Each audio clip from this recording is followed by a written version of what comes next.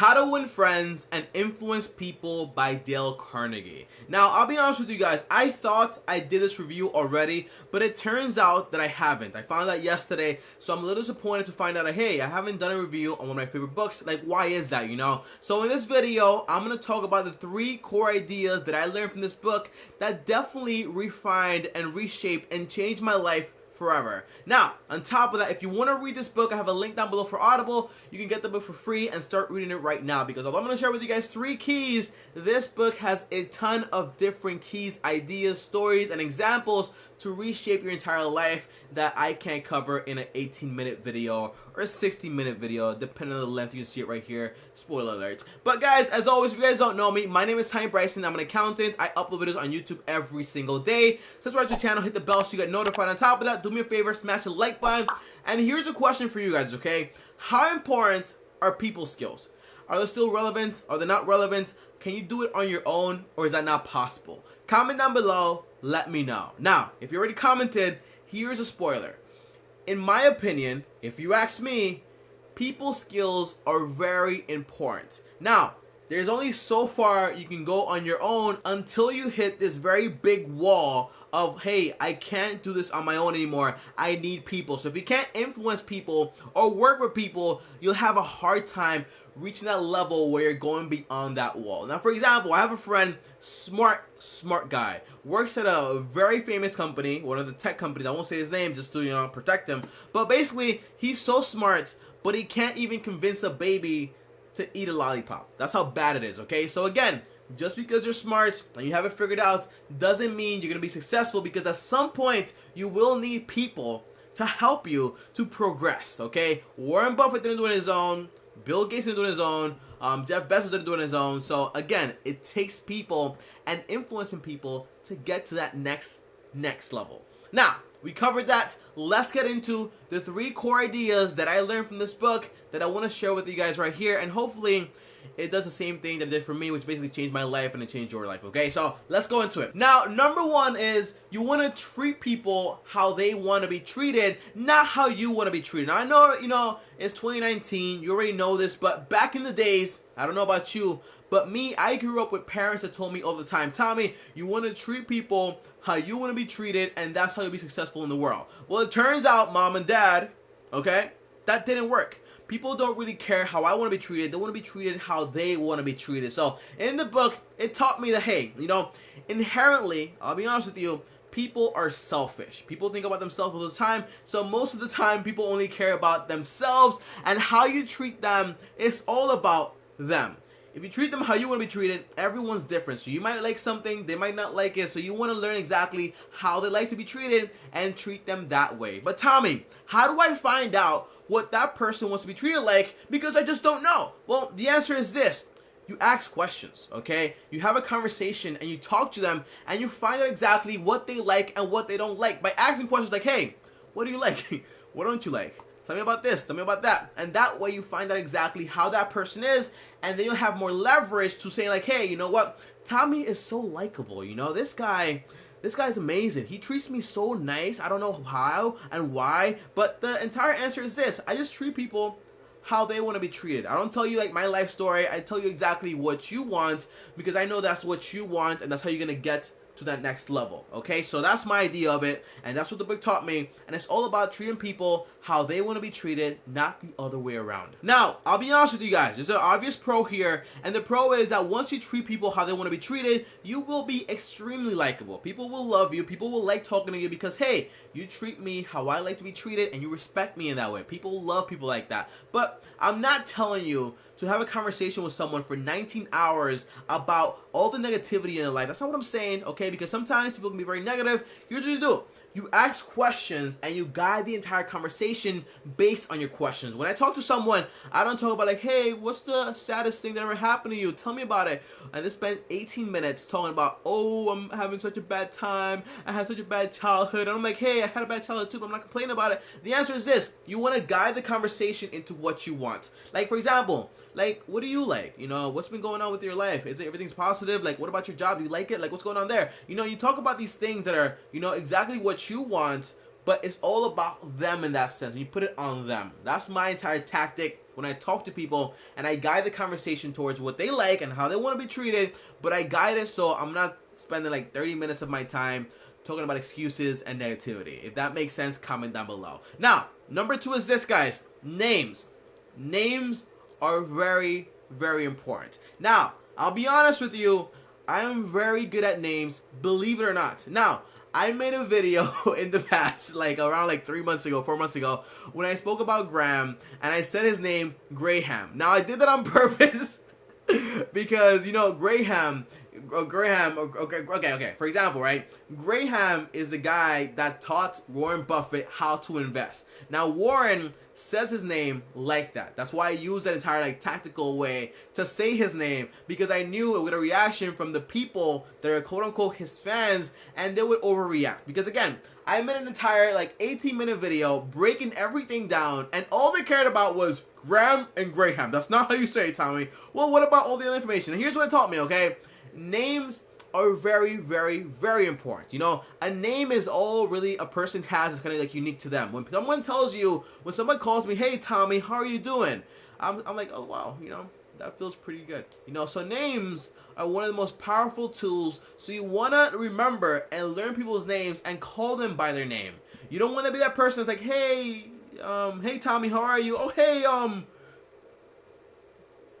Bill, Josh, Kimberly, what's your name? You know, you don't want to be that person. You want to make sure you understand and you remember exactly what that person's name is. By the way, if you're saying, Tommy, I can't remember someone's name, I'm way too busy, I know way too many people. I think there was some point that I think that was like Charles Schwab's.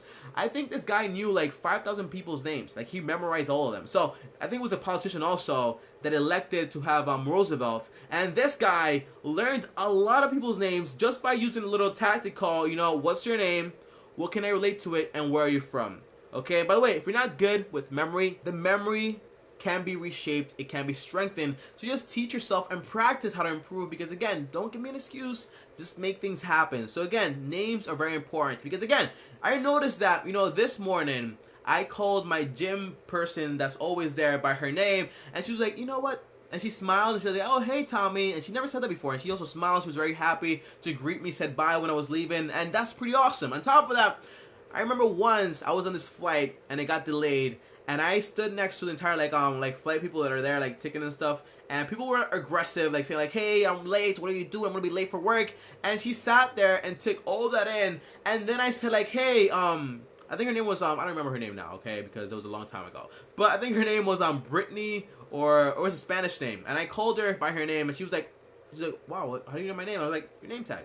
And then I smiled at her, and I was like, hey, by the way, and I spoke to her about some other stuff, obviously, like, you know, like small talk. And then I was like, hey, by the way, can you upgrade my seat? She was like, oh my gosh, I'm so happy to do that. How can I help you? You know, she wanted to help me so much because, one, I called her by her name. Two, I was like, hey, you're having a hard time today. I can notice that, but it's not your fault, is it? And then she felt like, oh my gosh, he gets me. That's awesome. And then she upgraded my seat. So I was in the flight with extra leg room while everyone else was complaining. I saved like $60 on that trip, which is, I'm very, very proud of always saving money on trips by having conversations. So again, names, very important. Now, number 3, and the final core detail here, if you made it all the way to the end and you haven't liked the video yet, smash the like button, bro. Really appreciate it. And here it is, guys. The last one.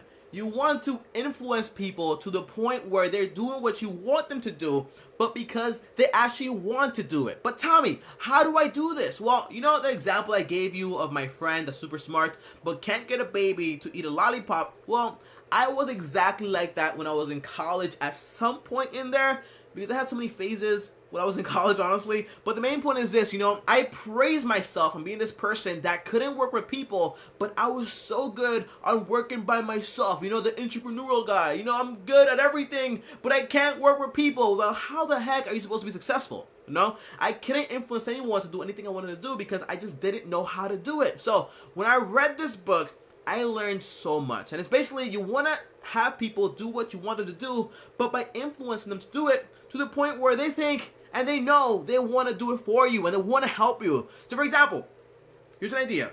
How do you get a 3-year-old, there's an example in the book, by the way, how do you get a 3-year-old, right, that doesn't want to go to kindergarten, how do you get them to get up in the morning and want to go to kindergarten? Well, I'll tell you what you can't do.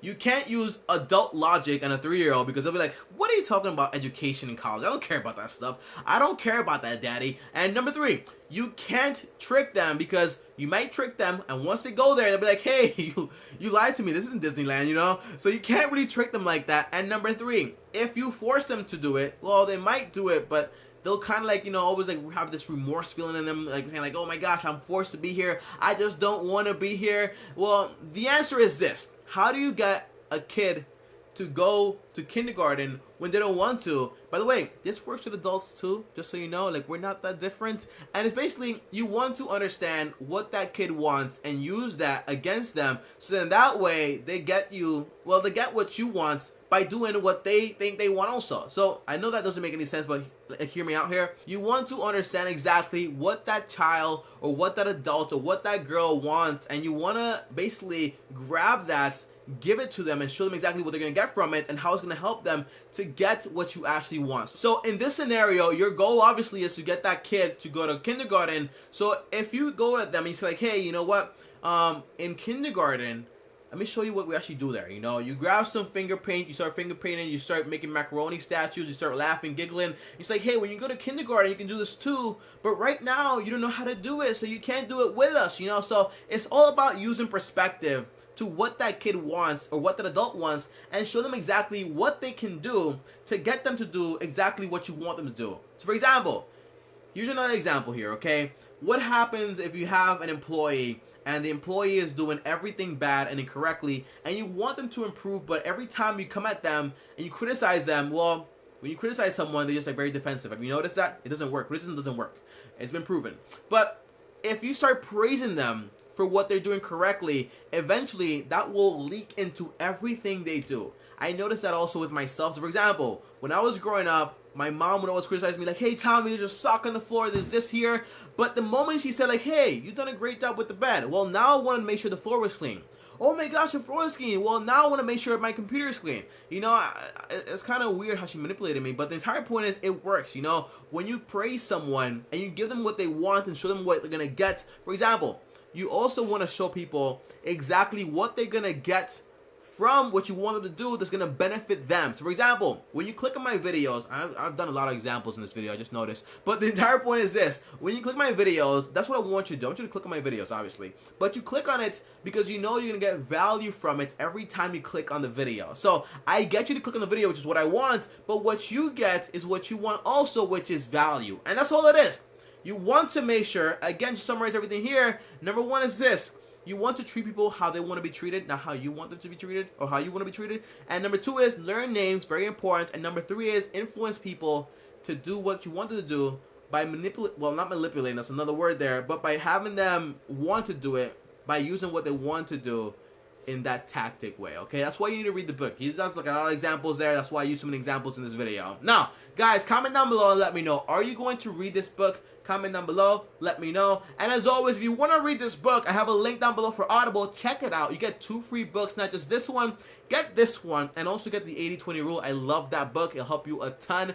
And on top of that, guys, as always, if you enjoyed this video, smash the like button, subscribe to the channel, hit the bell so you get notified. And if you want to talk to me one-on-one, uno, just DM me on Instagram at TommyBryson. And if you want to watch all the book reviews I've done so far, well, click this entire playlist right here. Subscribe to my face right here, right now. If you click this face, you subscribe right now. I'll see you guys tomorrow. Thanks for watching, and peace.